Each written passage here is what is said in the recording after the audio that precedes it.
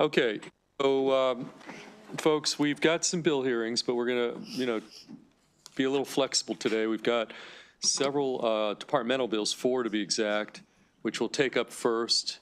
And then, because the House is still on the floor doing budget, we may then transition and try to do some voting, and then we'll come back to the House bills and we'll just go back and forth a little bit. Okay, everybody understand? Okay, with that, Secretary, well, between the 2 cabinet secretaries, who wants to go first? I've got one. Come on, Secretary Day, why don't you come up? Yes, sir. Okay, we are on, which bill are we on here? Which one do you want to do? Hey, Craig. Senate Bill 716, and you take the time you need and you can proceed. And you've got Gregory Hare with you, or, okay. There you go, 716. Chair Feldman, Vice Chair Kagan, esteemed members of the committee. I'm sorry, House Bill 716. Yes, sir. For the record, my name is Jake Day, Secretary of the Department of Housing and Community Development. With me to my left is Assistant Secretary Greg Hare, who oversees the Community Development Administration within DHCD. And House Bill 716 is what we're here to talk about. This is a technical bill that changes regulations for the statewide rental assistance voucher program. This was enacted, the program was enacted in 2023 and provides vouchers, housing assistance payments to low-income families that are on a waiting list under the Federal Housing Choice Voucher Program. So each county, each PHA maintains a wait list for their jurisdiction, and those are for the federal vouchers. The state voucher essentially adds to that list the resources that are available. So it acts as a bridge or a supplement to those federal dollars. However, in the early life of the state voucher program implementation, some administrative costs and program procedures arose that impeded participation by the local public housing agencies, or PHAs, essentially meaning that they said they weren't going to participate, meaning those vouchers were not available for the residents that were on the waiting list in those jurisdictions.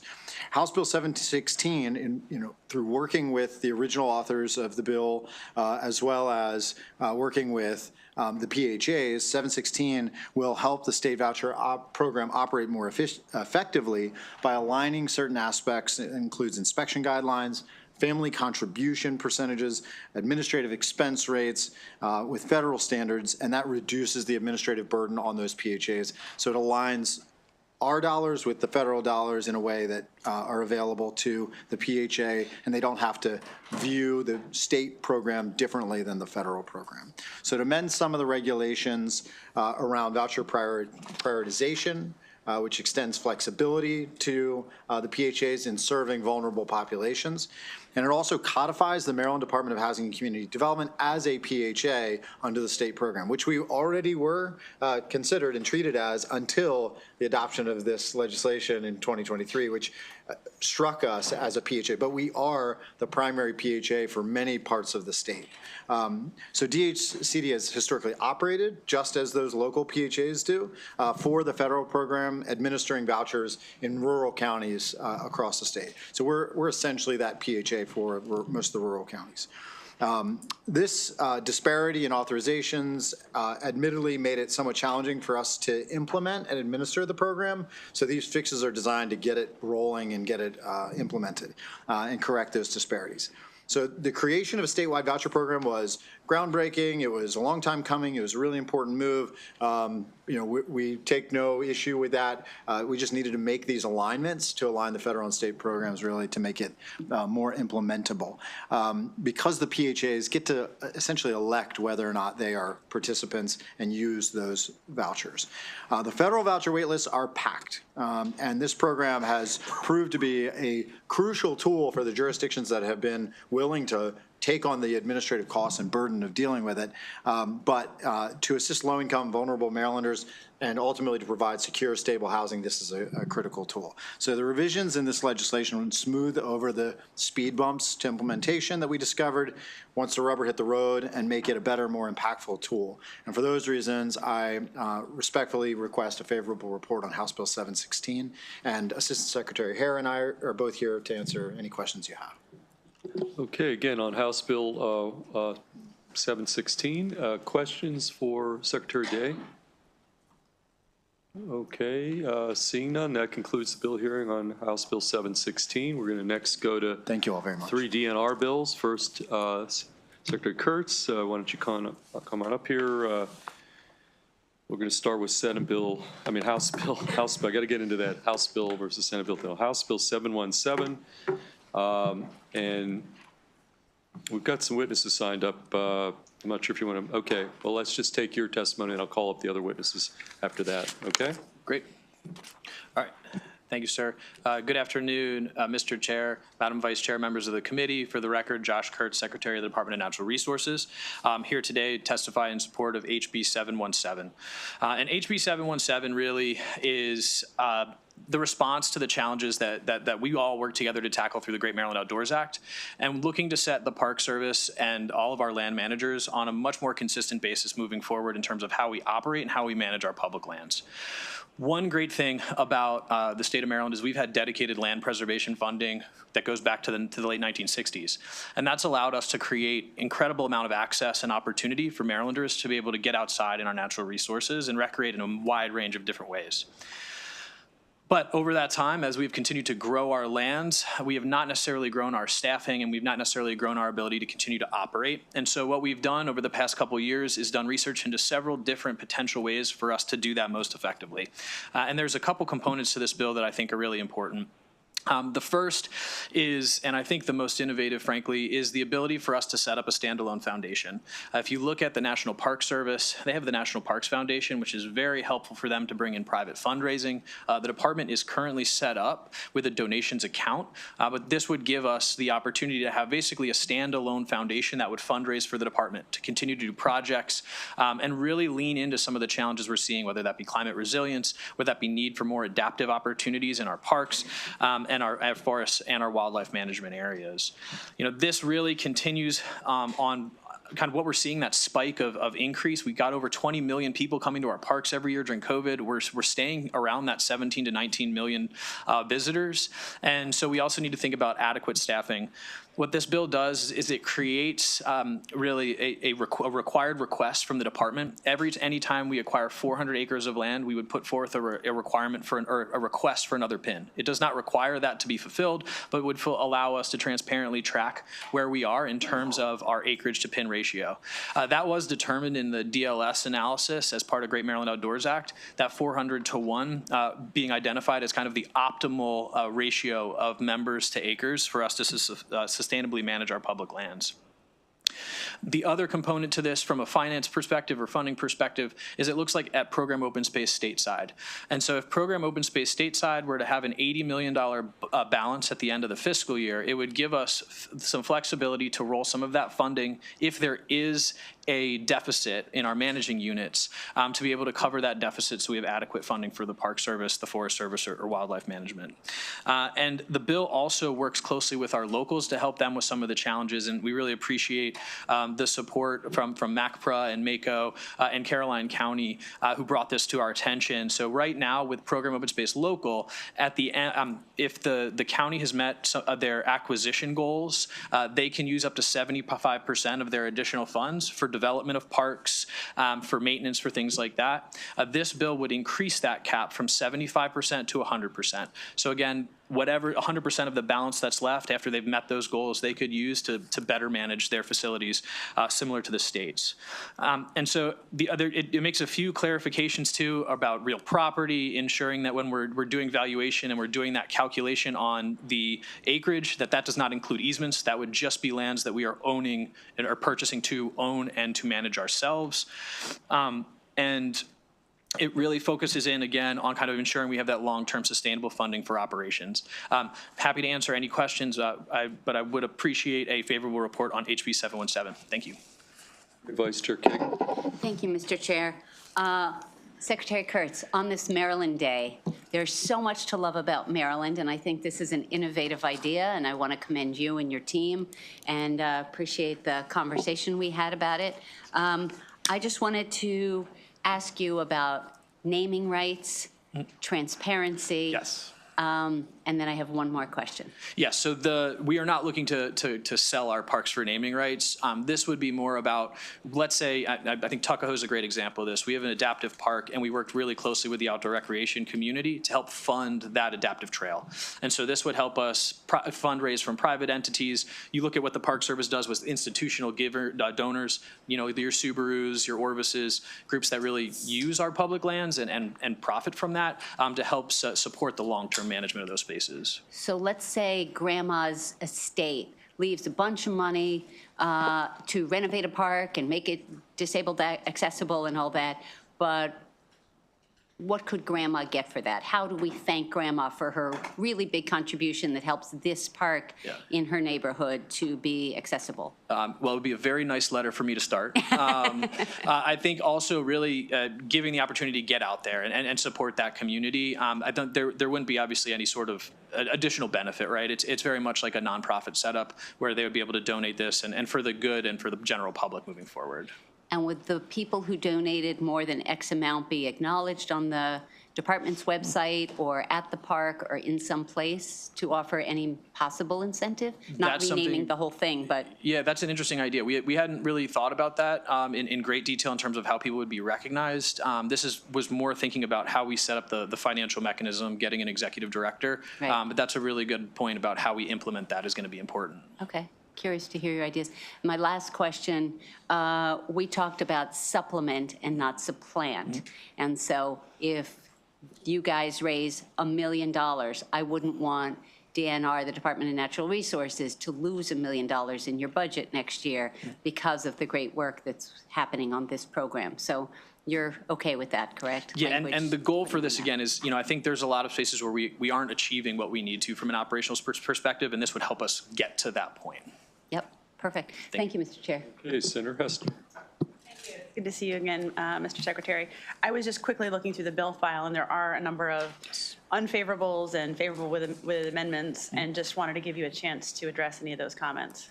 Yes, and I think the unfavorables that we had seen were related to the fund transfer. Yes, and I think an important caveat in the piece of legislation, and I can actually find the exact line here for you. So it's on page 15. It says the balance is more than 40% at the end of the fiscal year. And number 2, the department's existing special fund sources are insufficient to cover existing salaries. And so we would have to demonstrate that we have a deficiency in that operational budget. And that serves as in essence, a de facto cap. So a way to think about that in this current year's budget, we proposed in the governor's budget BRFA to reallocate $16.2 million from Program Open Space stateside into our operating budget. That was the deficit we were looking at.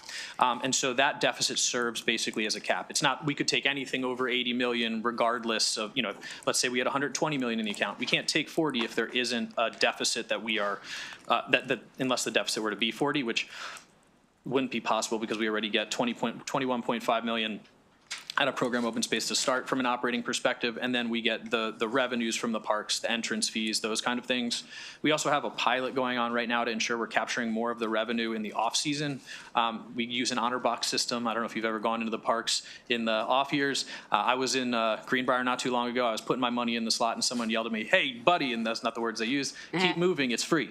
And so we're doing a pilot to try to make sure we're capturing that revenue too, which again, the goal isn't to make this transfer. This is if we're in critical budget situation like we are this year, to be able to have that additional flexibility. Okay, any additional questions for Secretary Kurtz? Senator Hester, I'm sorry, did you have another question? Okay. Okay, thank you, Secretary. We've got 4 witnesses signed up. Carrington Anderson, Dana Cohen, Kristen Kirkwood, and finally, Owen Bailey. And each of you are going to be on a up to 2 minute clock. And you've signed up the mix of favorable and favorable with amendments. So you'll be the extent of the testimony on this bill. So you're right in front of us. Tell us who you are, and then you can proceed up to 2 minutes. Thank you, Mr. Chair and Madam Vice Chair, members of the committee. My name is Carrington Anderson with the Maryland Association of Counties, very supportive of House Bill 717. First, I want to thank DNR and their staff. They've been wonderful to work with on this bill and really appreciate the outreach they've done to stakeholders. And think in result of that, we have a really good common sense, good governance bill. This bill provides greater flexibility for local program open space and allocations for local jurisdictions who have met the state set land preservation goals. Program open space has been around since the 1960s, and as time has gone on and as counties have acquired more land, we're starting to max out what we can reasonably expect to acquire and need to focus more on how we can maintain these assets and ensure responsible stewardship. Counties play an important role in land preservation and have been good partners to the state in this and want to continue to do that. Some land is underdeveloped, some land is undeveloped, and this bill will really help that, again, being a good steward. And for these reasons, we would respectfully request a favorable report. Thank you. Okay, thank you. Let's go. Sir, you've got a mic in front of you. Why don't you tell us who you are? Yes. Thank you, Mr. Chair, members of the committee. My name is Owen Bailey. I'm the Director of Land Use and Policy for Eastern Shore Land Conservancy, as well as Chair for Partners for Open Space. And there's a lot of great things to like in this bill. And we commend the Secretary Kurtz and the department for putting together a great bill to help address some of the issues that Maryland faces as a state. Maryland is a shining example of great use of its land, offering great outdoor space, open space for our communities. Our concerns on this bill is that it won't achieve the long-term sustainable funding for our park system, noting that the balance in stateside funding is sort of a perfect storm of some great years of overattainment, repayment from the Great Maryland Outdoors Act, and other situations that have created that 130 whatever millions of dollars that are in the stateside balance. But knowing how volatile the transfer tax can be, for instance, this year we're in an underattainment and stateside is not getting any funds going into it because of the underattainment. We just have concerns that this bill will not achieve that long-term sustainable funding source. We are always happy to work with the department and other partners to help achieve that, knowing how important this is to our communities and to the state. So thank you. Why don't you pass that mic to your right? Good afternoon. I am Dana Cohen representing Preservation Maryland, statewide nonprofit, and we are in support of House Bill 717, which would allow the state to build on investments of the Great Maryland Outdoors Act, which Senator Kurtz had acknowledged, and make our public lands more accessible. It enables partnerships and increases private support and plans for park workforce needs, which is a very important piece. We feel that we need to provide the department with the necessary resources to care for park operations, for improvements, and land well into its second century of service. The lack of stewardship and maintenance threatens historic resources, of which there are thousands in Maryland state parks. We support this legislation and believe the passage would enhance DNR's ability to maintain historic resources under the agency's care and make wise choices with already existing funds. Thank you. Okay, we'll go to our final witness. Good afternoon, Chairman and committee members. My name is Kristen Kirkwood. I'm the Executive Director of Harford Land Trust in Harford County, as well as the Board Chair of Forever Maryland, which represents more than 20 land trusts across the state of Maryland. Our position on House Bill 717 is favorable pending a key amendment. I must emphasize that program open space funded by the transfer tax has been consistently and repeatedly targeted for diversion and reductions of funds for well over 20 years during trying times, including this legislative session. At present, the budget proposal is to transfer $25 million annually between the next 4 fiscal years from program open space stateside, which we're discussing in this bill, Borough Legacy, and Maryland Agricultural Land Preservation Foundation. The transfer of that $100 million over 4 fiscal years, coupled with the possibility of capping the stateside balance at $80 million, will render the balance near zero by fiscal year 2029 based on current expenditure projections of the stateside funding. As such, Forever Maryland respectfully requests that this section is deleted from this bill pending further conversations. I want to thank Secretary Kurtz for his answers today and the collaboration that he has had with Forever Maryland and some of our partners on this. However, respectfully, we do not feel that this is the right clause at this time. Alternatively, we request that that threshold could be increased to 100 million or indexed in some way for inflation, as it should escalate over time as real estate prices will increase. I should also emphasize that Maryland's land trusts are longstanding partners with DNR in both the acquisition and stewardship of land protection in the goal to meet Maryland's 40 by 40 goal, the goal of preserving 40% of our state by 2040, which we have not yet met. Nothing in my testimony is meant to be a value judgment between DNR's sincere need for operating funds and our statewide goals for land acquisition. We wholeheartedly support DNR's efforts, and some of the provisions of this bill, such as foundations and others, we wholeheartedly support. Thank you very much. Okay, thank you. Questions for any of the witnesses? Senator Hester? Thank you, Mr. Chairman, and thank you all for being here today. Do you have any other ideas in terms of DNR's necessity to hire folks? Are there other sources of revenue you would encourage the agency to consider? The foundation in particular has been an excellent model at the National Park Service, and we think that's extremely innovative and should be adopted. That could bring tremendous amounts of funds in, absolutely. Also, the recommendation from DLS to provide a ratio of funding, while all parks are not created equal, that is a great other way to ensure that funding is keeping pace.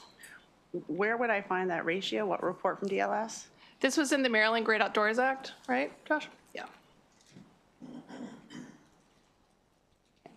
Any other ideas? I support what Kristen said on that, yes. Okay, thank you so much. Thank you. Okay, any additional questions? Okay, seeing none, that concludes bill hearing on House Bill 717. Secretary Kurtz, you want to come back up here? House Bill 719.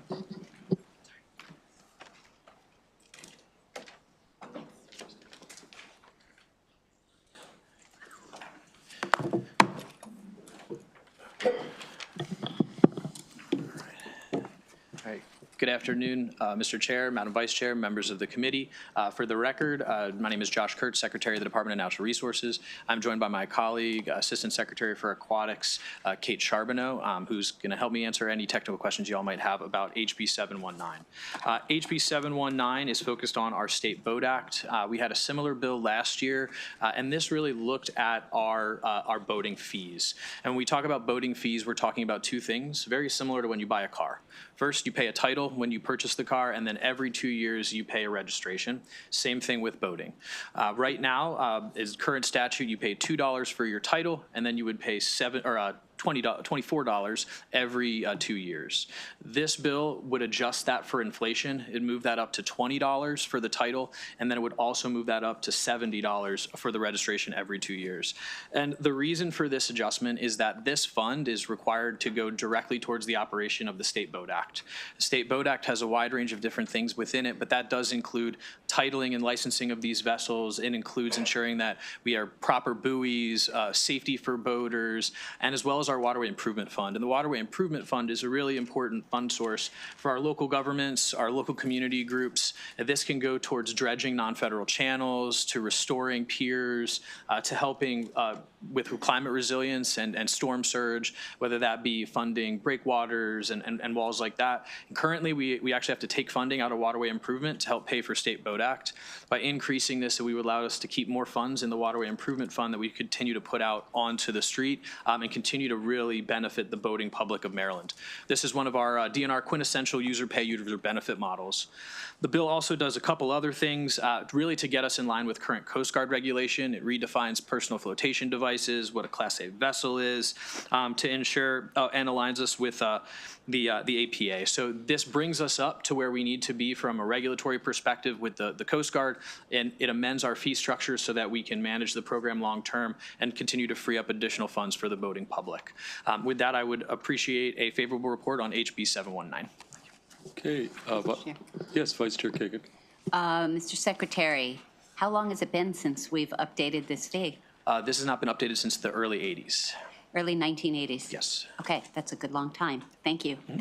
Okay, any Senator Simonary? Thank you for coming. This year's tough. I mean, nobody's arguing that. We've got budget issues where taxes are being raised, cuts are happening. And over the last couple of years, we're seeing bills like this come through our committee and other committees where they're raising fees. And if you look at it in a silo, it makes sense. Has your department or anybody looked at the totality of fees that are being increased this year when this General Assembly goes out? Yes, and so we start by looking at it, to your point, to that point, in totality across the whole department, right? We are also managed. I mean, across Maryland. Yes, yes, Okay. and we shared all that information then with all of our colleagues and with the governor's office, and I think looking at that within the totality, that's then how we made the decisions of which ones to consider. We also worked with our user groups, and I think what we saw from the voting public is frankly an increased demand. One thing this bill does too, and I apologize for failing to mention this, it increases the match, or it increases the amount of money that we can put forward for counties to help with projects. Right now, there's a cap for match because we want to get more of that funds out the door. And so, yes, we also worked closely with the boating community, with marine trades, to ensure that this would be something that would still support the industry. And by supporting the infrastructure, they need to continue to have access to a bunch of different spaces. Okay, because I love boating. I grew up on boating. But to go out on boating is going to cost more. To go fishing, I think last year before, that went up and so forth. The question I have is, they looked at the totality. What was that number? How much is that in this year's proposed increases? I'm not able to answer that right now, but I can definitely follow up and get back to you on that. Okay, one, Senator. that'd be all. All right, thank you. Okay, any additional questions? You're just here for questions? Yes. Okay. Thank you. Here, for the record, what's your name? Kate Charbonneau, Assistant Secretary for Aquatic Resources. Perfect. Okay, seeing no additional questions, that concludes the bill hearing on House Bill 719. We're going to next go to House Bill 720. Secretary Kurtz. Good afternoon, Mr. Chair, Madam Vice Chair, members of the committee. For the record, Josh Kurtz, Secretary of the Department of Natural Resources. I'm joined by my colleague, Kate Charbonneau, the Assistant Secretary for Aquatic Resources at the department. And we're here today to talk about one of the crown jewels of Maryland boating, and that's Summers Cove Marina. The marina has been in existence for many decades. The department manages it in coordination with the city of Crisfield, with the Summers Cove Commission, Marina Commission, with the county. I want to thank the Senator and Delegate Otto for working with us on this piece of legislation. Basically, what's going on here is that since the early 2000s, the commission, which is made up of volunteers, has had fiduciary responsibility for Summers Cove. That means that they have to set fees, charge funds, and then do all the accounting. That is a really heavy burden to put on a volunteer commission. And so what this bill does is it removes that fiduciary responsibility for the commission. It reconfigures that commission as an advisory commission, and there's uncodified language in here to keep the commission members that are currently on that commission, while also adding some additional perspectives. And I think what's really important about this too is when we think about long-term sustainability for the marina, we're not just talking about the marina, we're talking about the city of Crisfield behind it. We've been working very closely with the mayor on some building resilient infrastructure and communities grants through FEMA. I always struggle with that one. And so we're working on a rather large overhaul at Summers Cove, making it safer. And part of that, and many of you have been to Taws, I'm sure, and have seen the flooding, would be fixing some of those tide gates and those floodgates. And so by kind of moving that fiduciary responsibility to the department, we can have kind of a centralized understanding of how that is being managed, and then continue to move forward with the Summers Cove Marina while continuing to have that really important feedback from the community that it serves. And with that, I would respectfully request a favorable report on HB 720. Okay, questions? Senator Carrozza.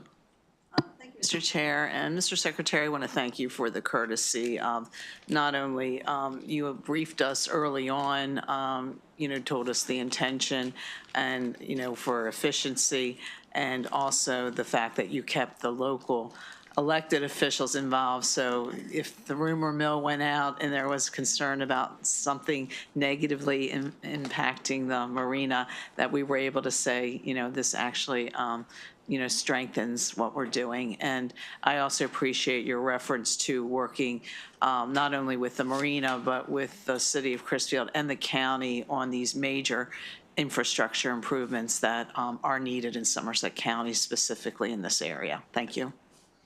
Okay, Senator Washington. Thank you, and I'm happy to hear from the local representative that there's been communication.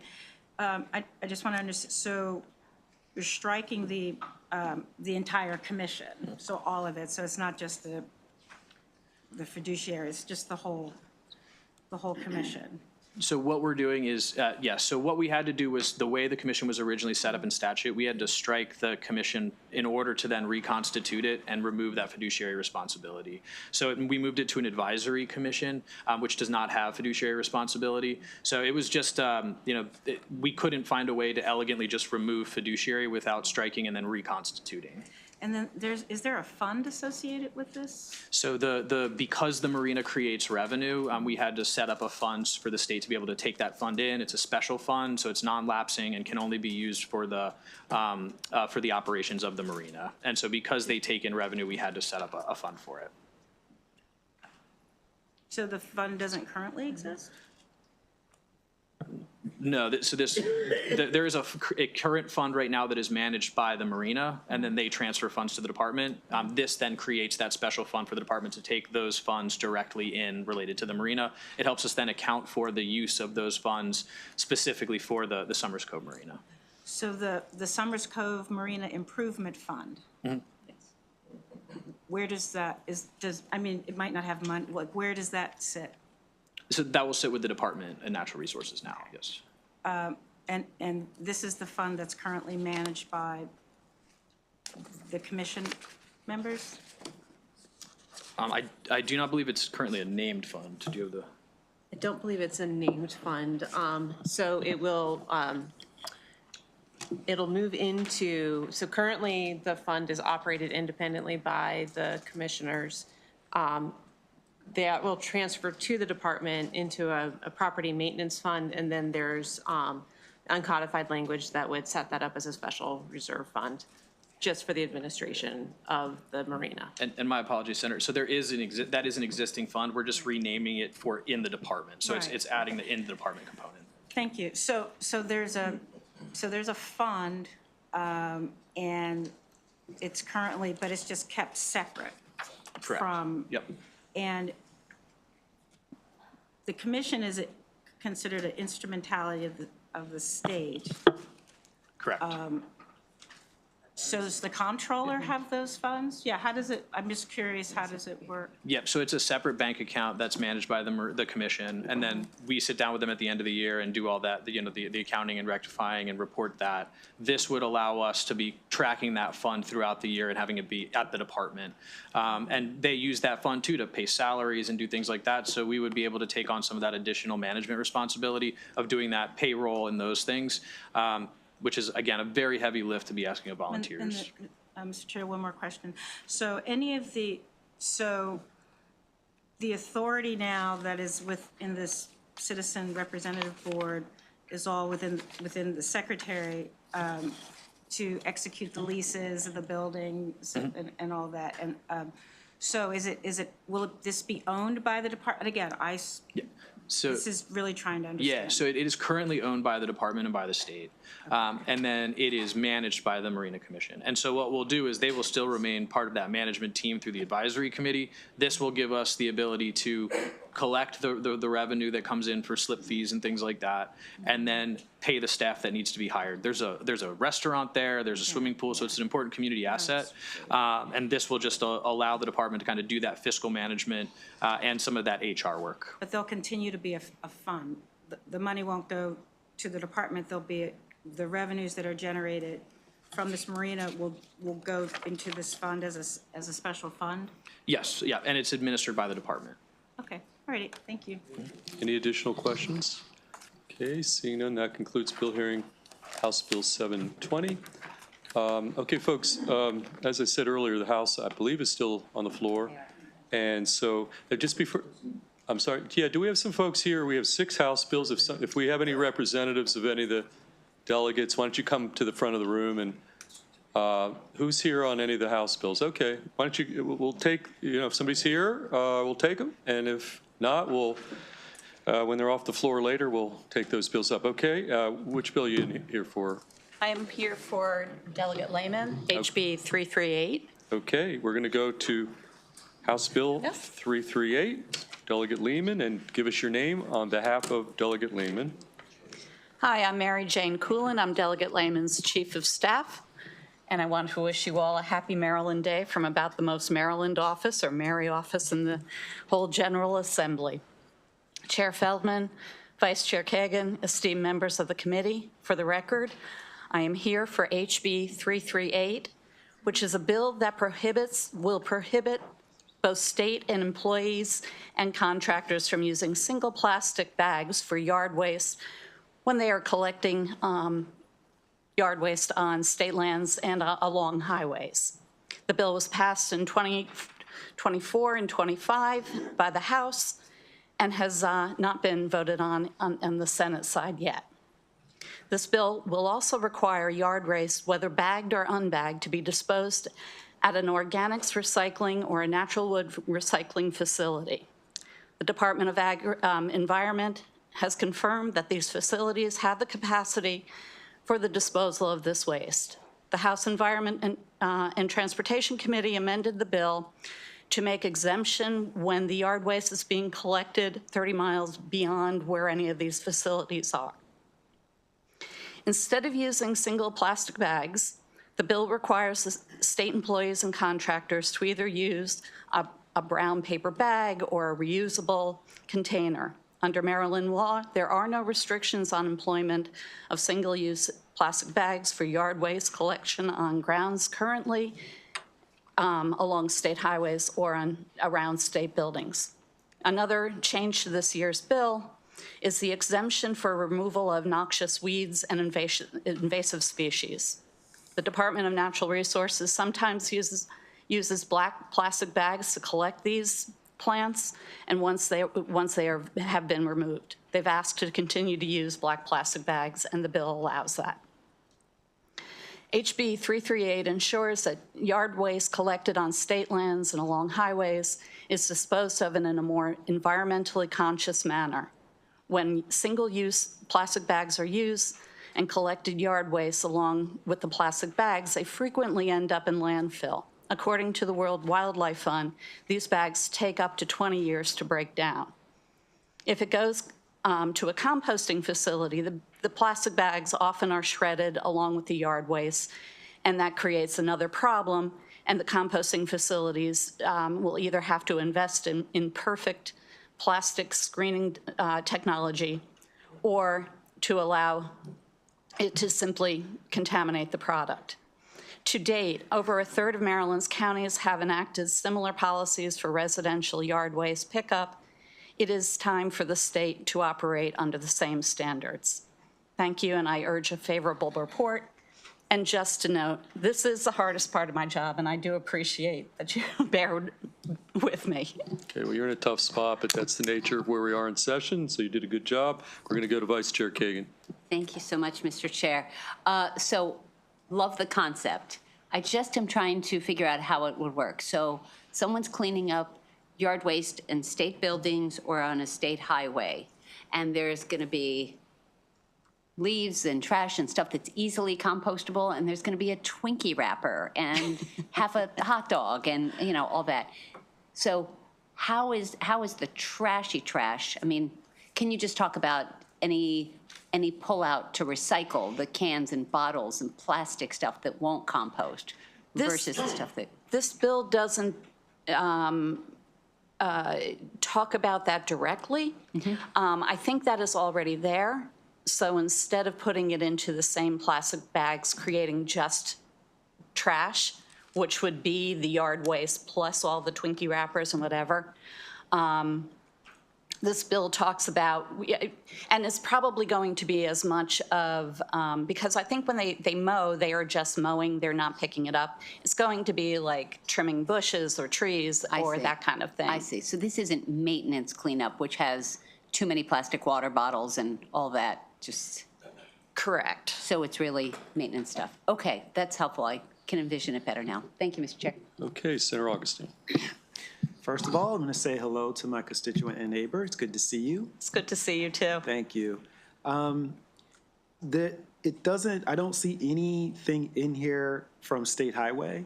Do you know why they would have not responded to this piece of legislation? We talked to them last summer. They were fine with it. And the majority of what they are doing in terms of yard waste is mowing and leaving. Right. And this doesn't require them to pick it up. It's just that if they pick it up, that they need to pick it up in this compostable way. Yes. Okay, thank you. Yes, Senator Simoner. I'm going to tell Delegate Lehman you did a wonderful job. So, good job. My staff is doing this, and it's part of the job, but I do appreciate it. So, you may not know this, but you can ask Delegate Lehman. I was looking through there briefly. What happens if they violate this section? I will have to ask that. I think that the bill is silent on that, but I think they, it always is a matter of maybe complaint-driven. Okay. Just have her get back with me. That'd be great. Absolutely. All right, thanks. Okay, any additional questions? Seeing none, that concludes the bill hearing on House Bill 338. Really keep calling it Senate bills. Okay, is Corey here? Corey Johns from Delegate Guyton's office. We've got two Guyton bills we'll be able to take care of right now. We've got House Bill 452 and House Bill 747. So Corey, is that Michael Wilpers? Yep. Okay, yep. And then we've got one virtual witness as well. So why don't you start, Corey, on behalf of Delegate Guyton, House Bill 452. All right, thank you. Thank you, Mr. Chair, Madam Vice Chair, members of the EEE Committee. For the record, my name is Corey Johns. I'm Delegate Michelle Guyton, District 42B staff. Pleased to present House Bill 452, outdoor lighting standards.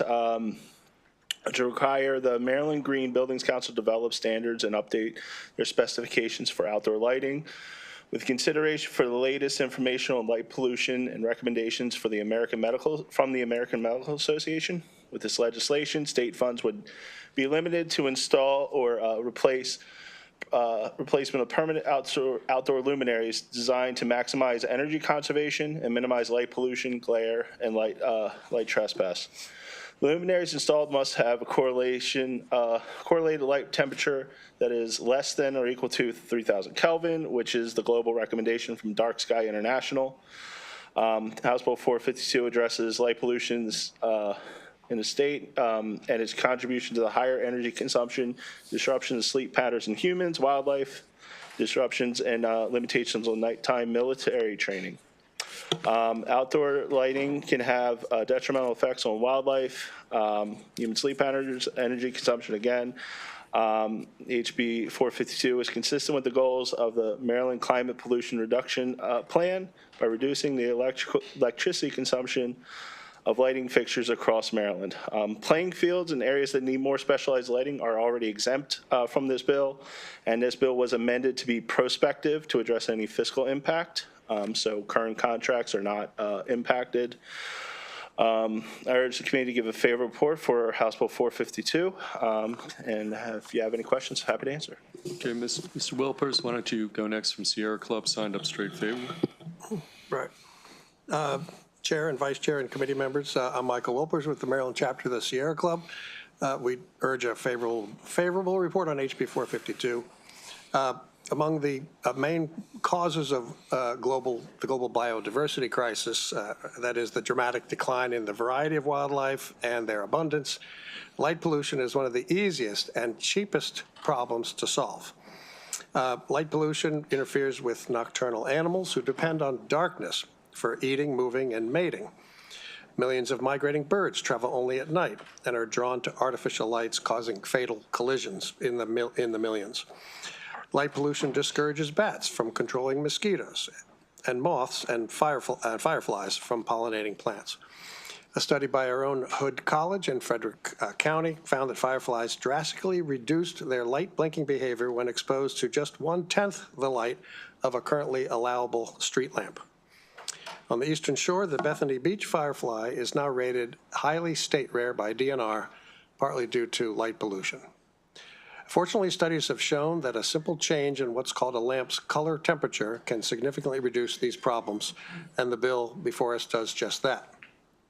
Color temperatures range from harsh, colder light in the blue spectrum to warmer light at the yellow end, Warmer light has been shown to be far less disruptive to nocturnal wildlife, from birds to fireflies. For us humans, warmer lights reduce glare and fatigue for drivers and interfere less with our sleep patterns, two factors emphasized in Guidance on Outdoor Lighting, published by the American Medical Association.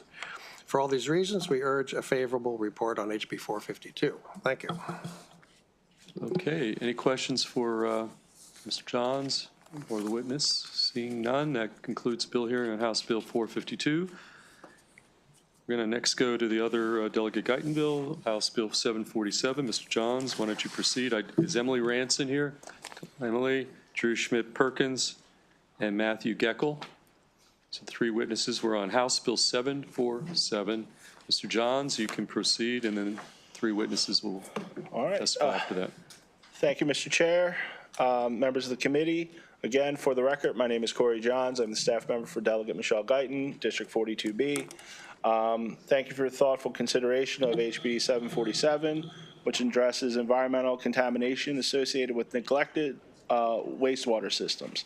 This legislation requires that septic systems must be inspected and pumped at the time of a property transfer if these services have not been performed in the past 3 years. The 3-year timeline was suggested by the Maryland On-Site Wastewater Association.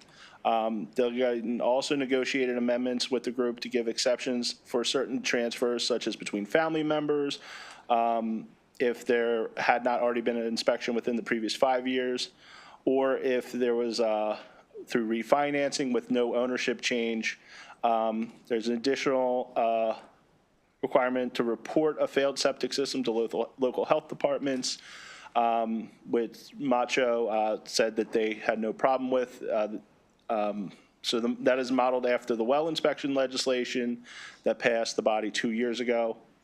There's very clear evidence that failing septic systems contributed to water contamination, particularly E. coli, but there are currently no requirements to inspect them. This bill formalizes best practices and protects both homeowners, renters, and their environment. I respectfully ask for a favorable report on HB 747. Okay, thank you. Let's just go to the witnesses, then we'll take questions. Ms. Ranson. Good afternoon, Chair Feldman, members of the committee. I am Emily Ranson with Clean Water Action, here in support of House Bill 747. Septic systems oftentimes suffer from flush and forget. As long as the waste disappears from the toilets, people think everything is fine. And unfortunately, that's not true. Systems can silently fail, posing public health and environmental dangers. Inspecting septic systems is an important way to catch these problems. As an example, in the first 6 years of another state doing this, in Michigan, in two Michigan counties, in the first 6 years of implementing their ordinances requiring inspection at property transfer, they found 1,000 failed systems and 300 homes without any system. This is an important step to protect consumers and the environment, getting untreated human waste out of our waterways and our drinking water. So thank you, and we urge a favorable report. Okay, sir, give us your name. My name is Matthew Geckel, Back River Precast, a Maryland precast company. Thank you, Mr. Chairman and members of the committee, for the opportunity to speak. We are for this bill because we see this every day, the effects of people getting their systems not inspected. We specialize in really bad sites, and we manufacture advanced treatment. And we see people all the time not getting their system inspected. They've then spent all their money on purchasing a new house, and now they have a septic system that doesn't work, and they have to figure out how to make it work, and it's going to cost them a lot of money. Whereas if they knew this up front, they could have negotiated better terms, and the system would have been fixed properly. We wish you would give a favorable report on this. Thank you very much. Thank you, Drew. Drew Schmidt-Perkins, also representing Back River Precast, me too. Okay, questions for the panel? Senator Augustine. How much do the inspections cost? Inspection's about $350. Why 3 years when most of the systems are longer life than a 3-year. Why 3 years? Actually, it was, I apologize, it was a rental, it was every time it is, so for a rental property, every time it is rented out or 3 years, whichever is longer. So if there's been a tenant there for 10 years, and they're not moving, not complaining about it, then it wouldn't require an inspection. But we also didn't want there, if there was a new tenant every 6 months, you didn't need an inspection every 6 months. So it was whichever is longer. Okay, but still, why 3 years when systems are not rated at 3 years to fail? So we negotiated, did you want to? Yeah, okay. Part of this is like your car getting inspected or like you going to a doctor's appointment and having a health check. We're trying to identify things before it's failing, before the end of the life of a system, and find when the problems are small and getting them fixed, saving everybody money. When we talked with the MAUPA, the Maryland On-Site Wastewater Association folks that do this, they said that in 3 years of, like, in a rental, not too much harm could happen to a system, even if it was badly abused. Diapers being sent down, bleach being poured down, all the things you're not supposed to do on a septic. Not much harm could be done. But after that, continued, there could be real harm. So we're trying to find that sweet spot. But again, it's only at the time that there's a turnover of a tenant or the time of an inspection, of a home sale, that you would have to do this. Okay. Okay. My understanding is it's 5 and not 3, and that the systems last longer than that, but that's the period as someone who actually has one of these, but okay. Okay, Senator Hester? Thank you. First question is clarification. Does this include the MDE amendments? Yes. Yes, yes. Okay. And second question is, I mean, we have our septic system like pumped like twice a year or something like that? I was getting that. So like, if the renter, if the landlord was able to show that it does regular maintenance, including twice annual pumpings or whatever it is, and whatever else you're supposed to do, I mean, does it still need to be inspected in 3 years? Yeah, so if, I think in the case where it's getting pumped every 6 months, just one of those pumpings, they would also do what's required in the property transfer inspection, which is basically a program that MDE has of making sure that everything is working, but it wouldn't require an additional pumping. Right. But what I'm trying to figure out, is there any way that this would be a perverse incentive for somebody not to do what they're supposed to do every 6 months and just to rely on the inspection every 3 years? You're extremely unusual that you get your system pumped so often, and we actually have the opposite most often. We have testified in this committee before where we learned of a former senator hadn't pumped her system in 40 years. So having the inspection at just these very special moments in time, not requiring everybody to get inspected every 10 years or anything like that, but just at this transfer of property, allows us to catch some of the problems early and resolve them, and make sure better maintenance is happening, because it allows then that education to happen with the property owner at the same time. So I guess what I'm trying to figure out, is there anything that the landlords are required to do more frequently than the 3 years, or is that all optional? All options. Okay, thank you. Okay, additional questions? Yes, Senator Sumner. Thank you. We have a lot of septics in our district. Just clarification, this is not my area of expertise. For when you sell a home, when they inspect the house, they don't inspect the septic system? It's an additional inspection, like you have asbestos inspection or radon inspection. You would also have an additional septic inspection. Many mortgage companies require you to have a well and septic inspection, but not all do. So this is just making sure that every home at the time of property transfer does have this inspection of the most expensive appliance in the home. Okay, so just to be septic system. clear, it's not required by law that they have to have an inspection to sell a house. Is that correct? It will be by this. Right, no, okay, Yeah. I understand. And then I'm looking at the exceptions, and if I understand the bill purposes for clean water and prevention and all that, why all the exceptions? Why them? Why, if our goal is clean water and prevention, what makes these exceptions not need clean water and prevention? So, some of them, for example, like if a couple is getting divorced and there's just a property transfer between, and one of the spouses is just coming off. That's not really a property transfer, that's just, so that was negotiated with MALPA, where they requested all of these exceptions.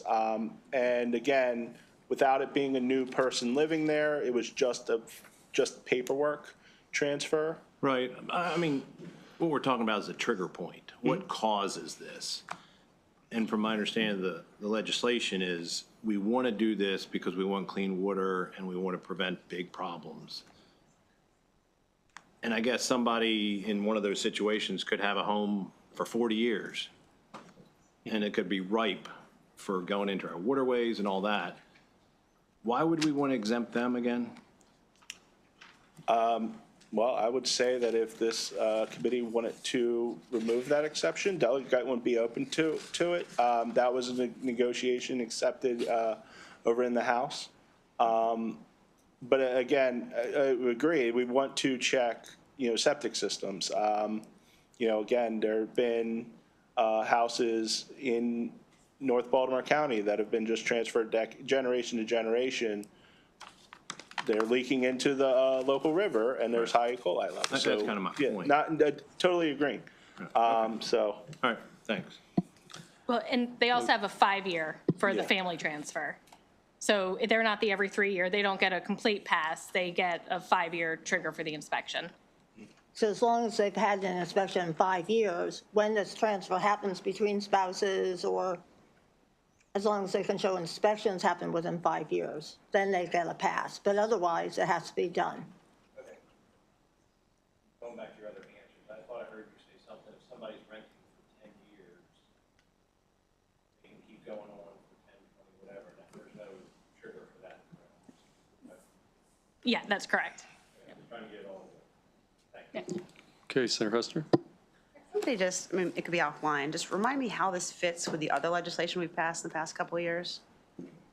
So one other way this fits, so in the past couple of years, the General Assembly passed legislation requiring that property transfer inspectors be licensed. So that was one of the first things that had to happen to make sure that the inspections that are happening are high quality and are being held to a standard. Then this bill is also sort of piggybacking off the well testing bill that passed a couple of years ago as well, which requires that well water is tested at property transfer, and I believe also every 3 years for a tenant. So this is kind of modeled after that one as well. Okay, additional questions? Okay, seeing none, that concludes bill hearing on House Bill 747. Okay, before we, anybody here for Delegate Charkoudian, House Bill 9, Delegate Heinbaugh, House Bill 1277, or Delegate Miller, House Bill 1427? Anybody here for? Delegate Charkoudian staffer is on her way over now. Okay. Okay, guys, why don't we do this? We're going to take a break for 5 minutes, and so when we come back, we may take this one Charkoudian bill, and then we're going to do either get into energy policy or blueprint. We'll make an executive decision next 5 minutes about which is next, but it's going to be one of those two, okay? And so we've got to reboot and take a 5-minute break and then come back, and then the Charkoudian bill only has like one witness, so. Yeah. Okay, fair, okay. Okay, so be back here in about 5 minutes.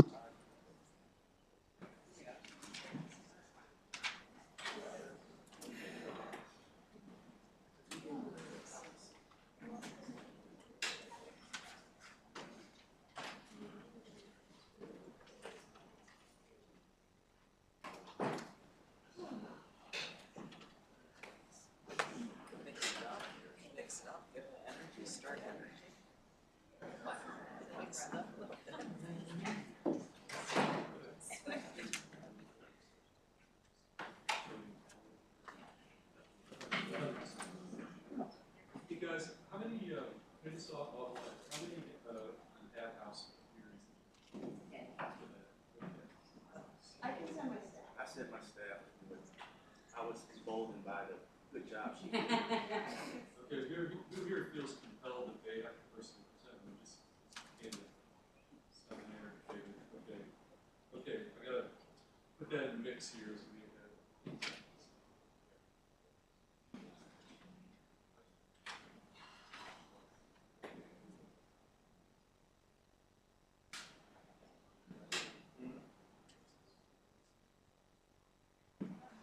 I want to cover because you got I'm talking to you.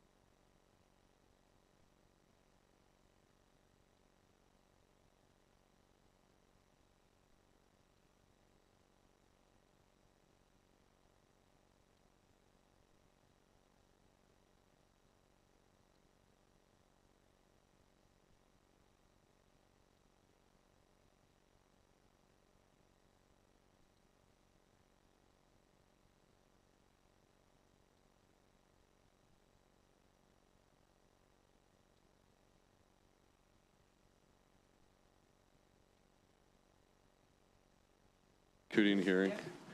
Okay, I understand that Delegate Charkoudian has sent a representative on House Bill 9. And is Anna Sierra here as well? Okay, perfect. Okay, and you're going to give us your name on behalf of Delegate Charkoudian and House Absolutely. Bill 9, and then we'll go to our other witness. So why don't you proceed? Thank you so much. My name is Rose Stutz. I am Chief of Staff to Delegate Laura Charkoudian, representing her on HB 9 and asking for a favorable report. We appreciate your patience while everyone is on the floor debating the budget currently. The mic a little bit closer. Yes. Yeah.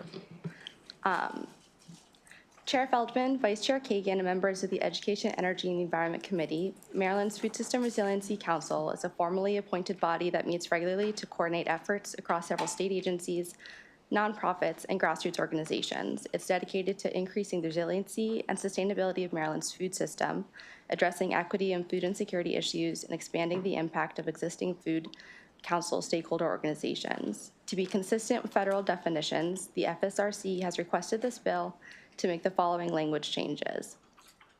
This bill will add a requirement that FSRC engage in ongoing policy recommendations to improve the equity and sustainability of the food system in Maryland.